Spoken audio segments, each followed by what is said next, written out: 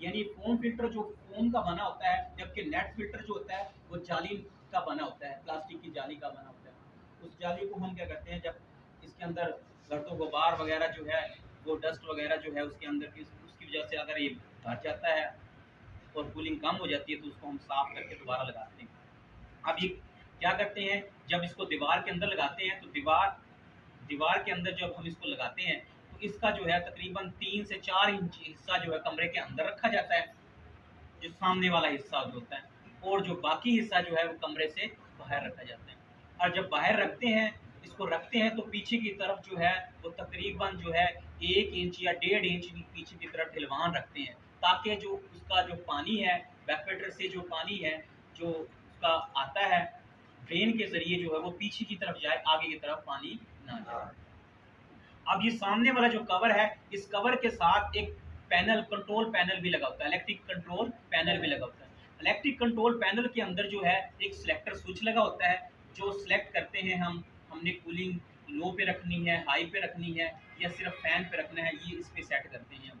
जबकि thermostat switch भी इस कंट्रोल के जितने आपने टेम्परेचर पे सेट करना है उस पे आप सेट कर सकते हैं। उसके अलावा इंडिकेशन लाइट भी लगी होती है, 2 इंडिकेशन लाइट लगी होती है, एक रेड एक ग्रीन। रेड जो इंडिकेशन लाइट है वो शो करती है इसके अंदर सप्लाई आ चुकी है, जबकि ग्रीन जो है इंडिकेटर जो है लाइट है वो शो करती है इसका कंप्रेसर चल रहा है कि नहीं चल रहा।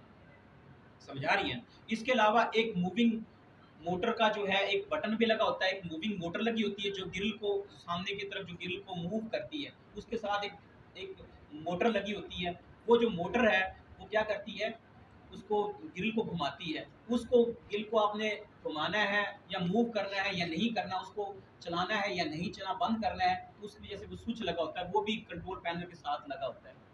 अब जो है ये कैसे काम करता है ये मैं आपको तफसील से बताता हूँ। सबसे पहले जो है, ये जो हमारा विंडो एसी आप देख रहे हैं, ये देखिए ये हिस्सा कमरे के अंदर लगा होता है। जब इसको हमने ऑन करते हैं, सबसे पहले जिसको इसको ऑन करते हैं, इसको जब हम ऑन करते हैं तो पहले जब ऑन होते हैं तो कम सिर्फ फैन मोटर चलती है। क्या चलती है? फैन मोटर चलती है। जब फैन मोटर चल पड़ती है तो फिर हम क्या करते हैं, लो कूल पे सेट करते हैं। किस पे सेट करते हैं? लो कूल पे। जब लो कूल पे सेट करते हैं तो उस वक्त फैन की स्पीड लो होती है और कंप्रेसर हमारा चल पड़ता है और कूलिंग हमारी होती है लो होती है। उसके बाद हम एक स्टेप और आगे करते हैं सिलेक्टर स्विच की मदद से, तो वो हो जाता है मीडियम कूल।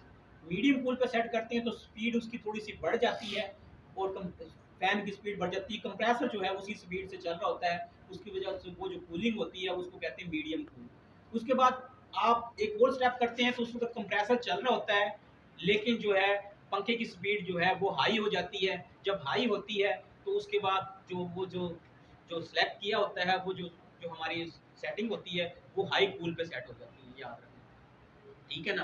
पहले जो विंडो एसी चलता है वो किस पे चलता है? फैन पे। उसके बाद लो लो कूल पे, उसके बाद मीडियम कूल पे, और उसके बाद हाई कूल पे। समझ आ रही है ना।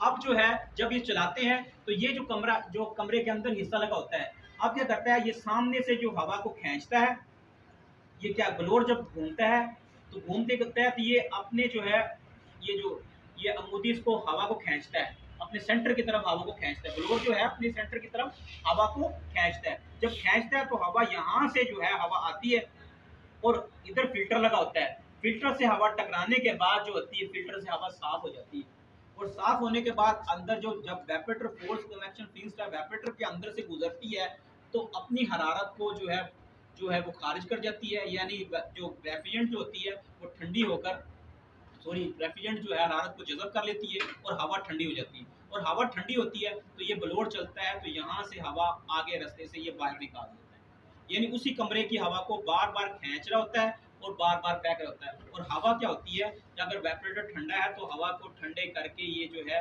आगे फेंक रहा होता है, और इस तरह ये पूरा ये जो एसी काम कर रहा होता है। जबकि जो कंडेंसर है वो जो है यहाँ से इसकी जो जो हमारी जो फैन मोटर है, इसकी जो क्रिंक शाफ्ट को बाहर लगा के जो है इसके ये एक्सल फैन लगाया हुआ है, तो वो क्या करता है, इर्द गिर्द की हवा खींचता है और जब कंडेंसर के ऊपर फेंकता है, कंडेंसर के अंदर से जो है हवा जब गुजरती है तो कंडेंसर की हरारत को जज़ब कर लेती है और खुद गर्म होकर आगे चली जाती है, और रेफ्रिजरेंट जो होती है वो क्या हो जाती है, ठंडी होकर लिक्विड हालत में तब्दील हो जाती है। अब ये इसके हिस्सों के नाम क्या क्या हैं, हिस्सों के नाम क्या क्या है ये हम पढ़ लेते हैं। सबसे पहले जो है नीचे जो है इसकी बेस या चेसिस, नीचे जो मजबूत फ्रेम होता है उसको क्या कहते हैं, बेस या चेसिस।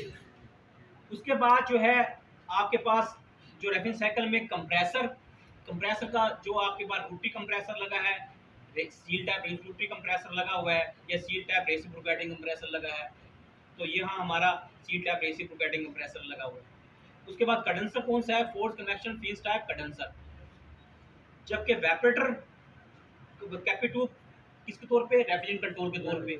और जब कि जब वेपरेटर है force convection fees type, force convection fees type evaporator लगा होता है।